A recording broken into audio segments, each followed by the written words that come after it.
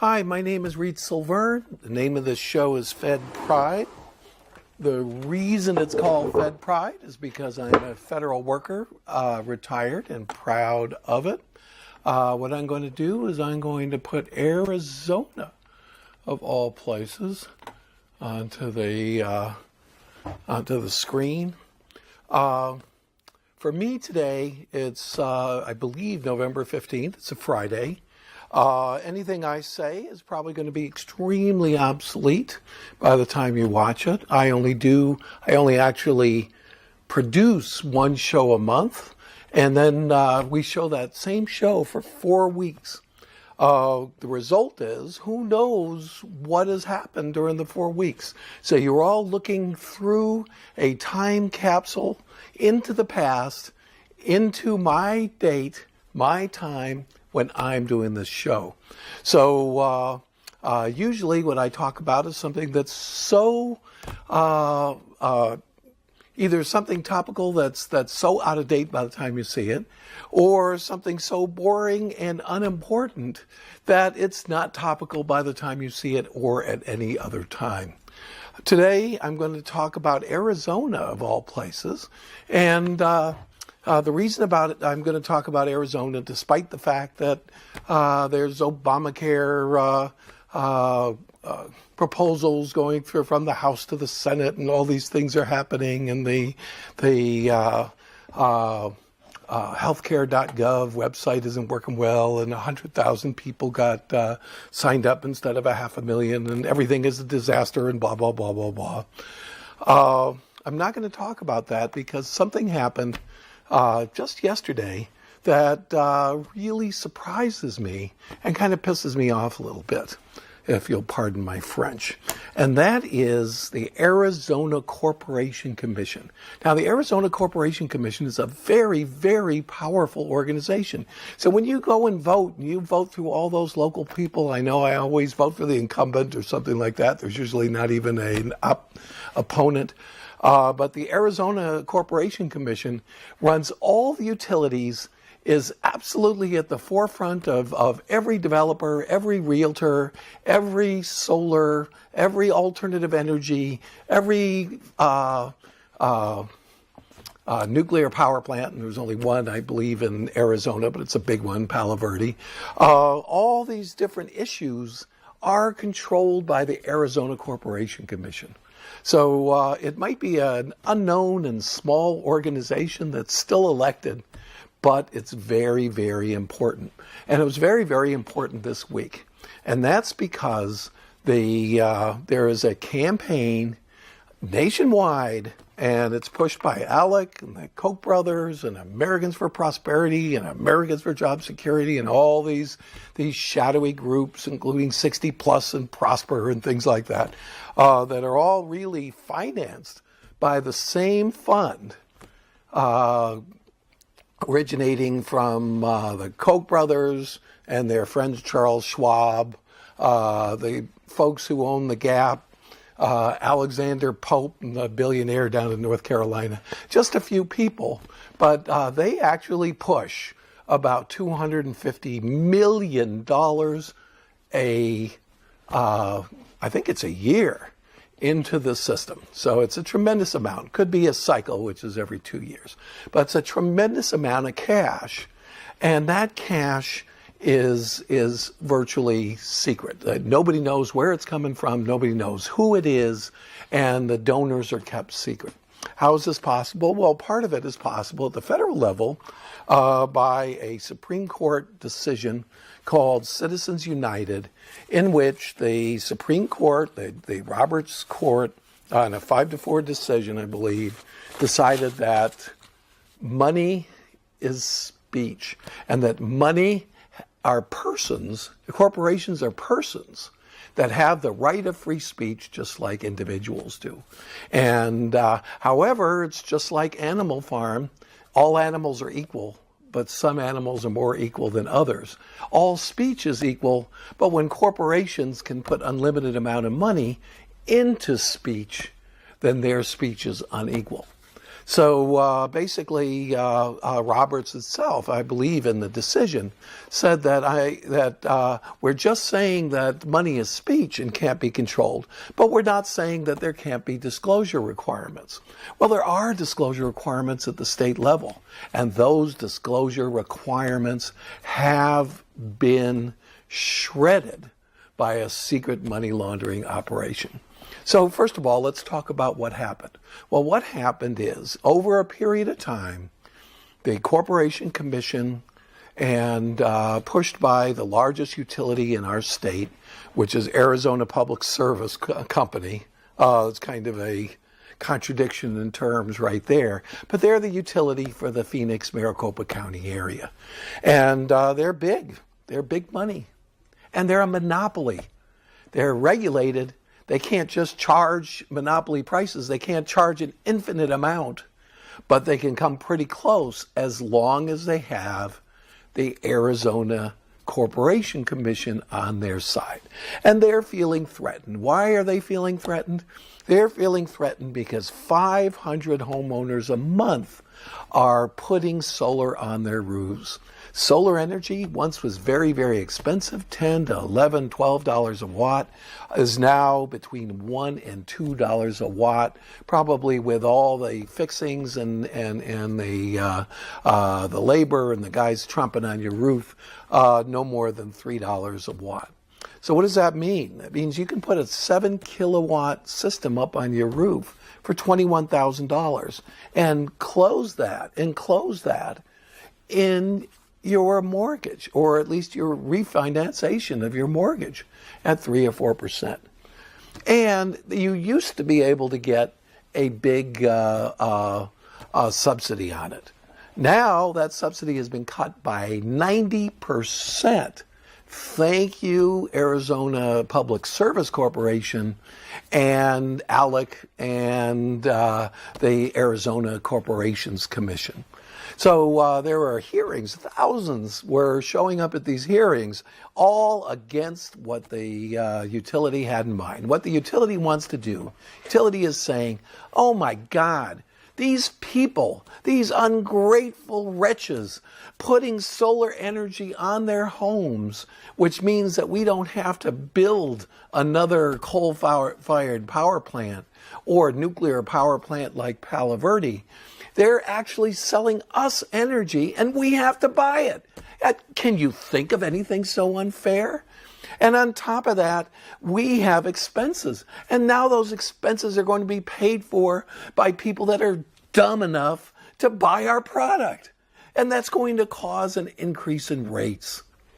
Well, first of all, it's a little bit stupid because if more and more people get solar, they don't have to build new power plants and their overall capital expenses go down, not up. So what they said was, we are going to charge them, all these ungrateful owners of solar, these people who are going off the reservation and going partially on the grid, $100 a month subsidy to us. That's as if they buy power from Palo Verde nuclear plant and then make Palo Verde nuclear plant pay them for the energy instead of paying the power plant for the energy. These people are the power plant. If you put solar on your roof, you should be able to sell the excess power to the power company and get paid for it, and paid for by a reduction in your rates. You shouldn't have to pay them for it. And that's what they're saying. They're saying you should pay $100 a month and that will shut down all new solar energy and we won't have to worry about all this competition because it's free market. Isn't that what the Koch brothers and all their buddies and Americans for Prosperity and Club for Growth, isn't free enterprise what they're all about? Well, no, of course not. Not when it gets in the way of a monopoly, and APS is a monopoly. So this is really a crazy situation. So what happened? Well, if you've been watching the local news and Fox News and so on and so forth, you've been seeing ads, and a lovely lady who looks like an elegant homeowner says, look at these people. They're taking money out of my pocket because they have solar energy on their roofs. And they're working with companies that are just corporate welfare. Corporate welfare. And of course, the real corporate welfare is giving a monopoly to your local utility that's paying money to buy these ads. Well, they went to the APS and they said, are you paying money to buy ads to affect a Arizona Corporation Commission decision? And the utility said, no, absolutely not. No, we wouldn't do that. Oh, God. Oh, that would be wrong. That's against our company policy. And they actually have a company policy forbidding them from giving money for ads to affect a Arizona Corporation's Commission decision. So what really happened? Well, what really happened is they were approached by some consultants. One of their PR person and consultant on their staff is somebody that used to work for a group called Lincoln Strategies. Now, what is Lincoln Strategies? Well, that sounds all up and anti-slavery and pro-union, or pro at least the Union of States from the Civil War. It sounds like a grand old party Republican, straight down the line organization. Well, it's not. It's actually Sproul and Associates by another name. Nathan Sproul is the guy who's got caught instructing his people to throw out, to run registration programs in Florida and North Carolina and other places, hired by the Republican Party in 2012.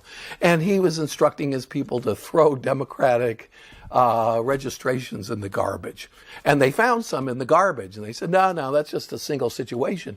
But when they, even Romney, who was running for president as a Republican at the time, did a little research and found out that they were actually instructing their people to do that. And Nathan Sproul and Associates, Strategic, they changed their name to SAC, Strategic Action Company or something like that, were fired with a month to go in October before the 2012 election. And Nathan Sproul's group had gone to the utility in 2009 and said, I have a program where you will donate $4.3 million over a period of some years, and we will funnel that through secret organizations who will get rid of solar and support your monopoly and bring free enterprise to Arizona and mostly get rid of the two Democrats on the Arizona Commission, Arizona Corporations Commission. So, the head of APS said, no, absolutely not. And then immediately hired one of the leading people inside Lincoln Strategies, one of Sproul's associates, as their own lobbyist. So that program did go into effect. And it ends up that money was being, that when they traced the ad money, they traced it to a group called 60 Plus, which is a mysterious group in Virginia, which was getting money from the Koch brothers group that is against Obamacare, which was getting money from another mysterious group, Americans for Job Security and blah, blah, blah, blah, blah, and just shuttled from one spot to the next. And it ends up that under pressure from one of the commissioners who actually threatened to subpoena APS and their effort, they admitted that they gave money that was laundered outside of the state in order to be spent against the solar industry to run these ads. Is it illegal? Might not be completely illegal. It's against their company policy. It's against the policy of the Arizona Corporations Commission, and it may be a violation of, when we go through what happens next, may be a violation of election law that goes back a year ago when they actually elected the Arizona Corporations Commission. So what finally happened? Well, instead of $100 a month, they decided to charge the solar people 70 cents a kilowatt. And if they have a 7 kilowatt setup on their roof, which is enough to run their own home, at least during the day while there's solar energy, that comes to $5 a month, $60 a year. So it's not as bad as it could be, but the principle is there. The principle is that if you are producing your own energy, you are just a thief, a corporate welfare addict. You have been stealing money from the grid, and you've been stealing money and destroying free enterprise. Well, that's garbage, first of all. You are the free enterprise. You are producing your own energy for sale to the monopoly. But of course, not in Arizona. Absolutely not.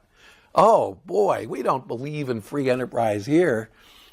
Our nonprofits are called free enterprise this and growth and prosperity and all this, and say therefore free enterprise, but they hate free enterprise.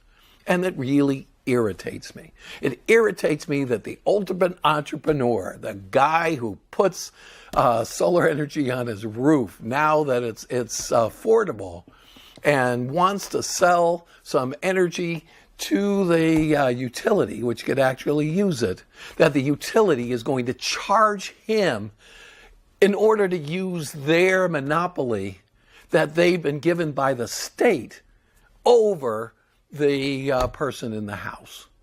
I mean, the whole thing is just, it would be funny if it just wasn't so completely sad. And then we get back to, how did those commissioners get there? How did the commissioners get onto the commission? Well, the last commission, before from 2008 to 2012, I'm not sure how often they were elected or what, but there were 2 Democrats and 3 Republicans. And one of the Republicans was for free enterprise. He was for people having solar on their roofs. He was for people being allowed, or small companies and farmers and things like that, and Indian tribes being able to put up windmills and sell the wind power to the state or to the monopolies, to the utilities. And so there was a big campaign to get rid of those 3 guys. And behind that big campaign was a bizarre little company or nonprofit or 504c or whatever it is called the Taxpayers Voice Fund. And the Taxpayers Voice Fund, is part of one of those big giant networks. And I think it's the same one, the Koch brothers, Alec, so on and so forth. But this particular one went to they went to the Arizona Business Coalition, which is supported by APS and the utilities. Now, take into account that the Arizona Corporation Commission elections and the candidates themselves, the ones that took the money, Bob Stump, the head of the Arizona Corporations Commission, and all these guys, Burns and so on, they ran on the basis of clean elections. They took money from the state on the basis they wouldn't take private money, but they took money from this Taxpayers Voice Fund.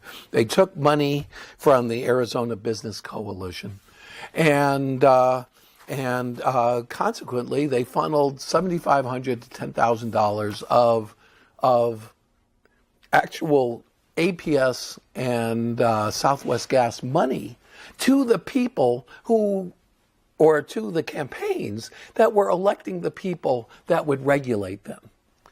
And even the representative of APS says, that's wrong. That's against our policy. We're not allowed to do that. We don't allow ourselves to do that, even if it's legal or barely legal.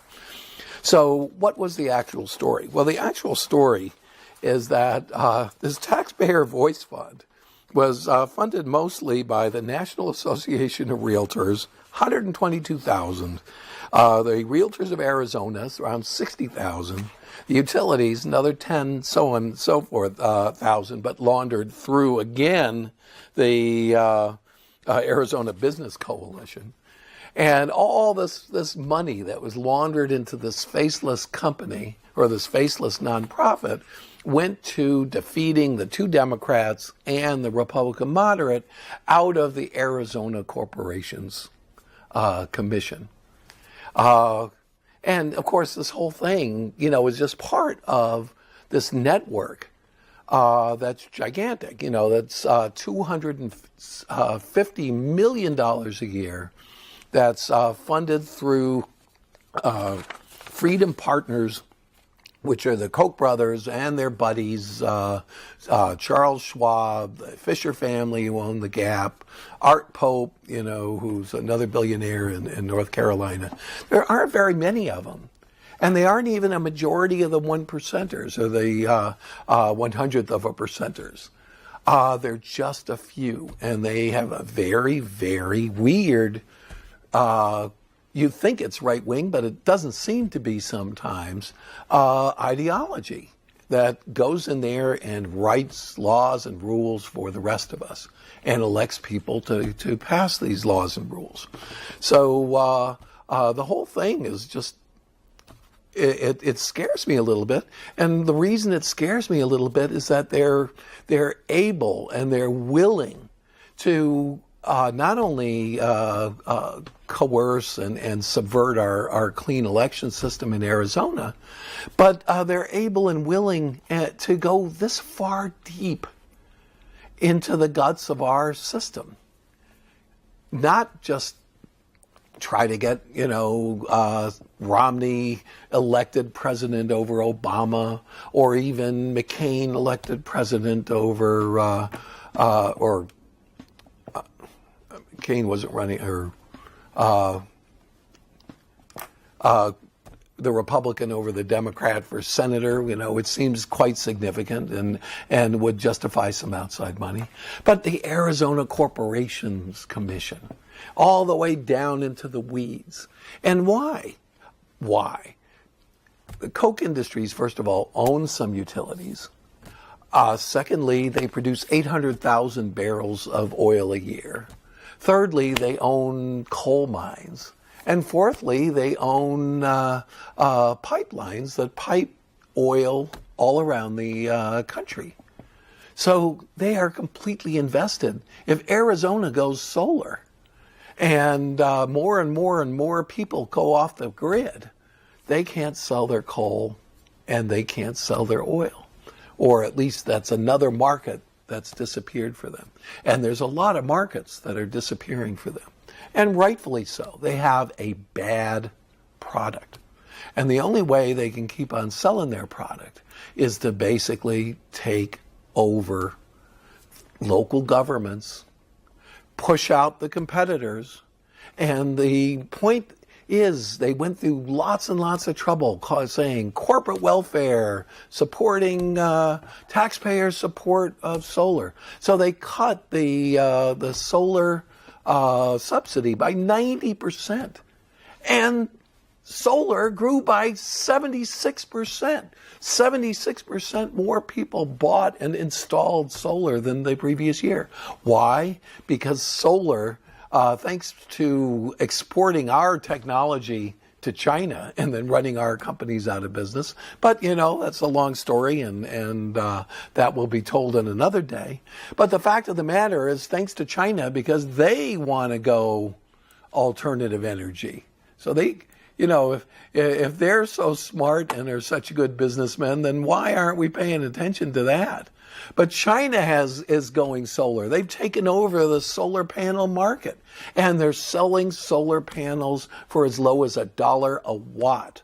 And once you get to $1 a watt, all you need is a good storage system, which is being developed in California, which is going to store a gigawatt of energy every single night. Then people are just going to get off the grid, and APS is going to be out of luck. I think offending their solar customers by charging them extra is a bad long-term strategy for them. Thank you. My name is Reed Silverne. Thanks for watching.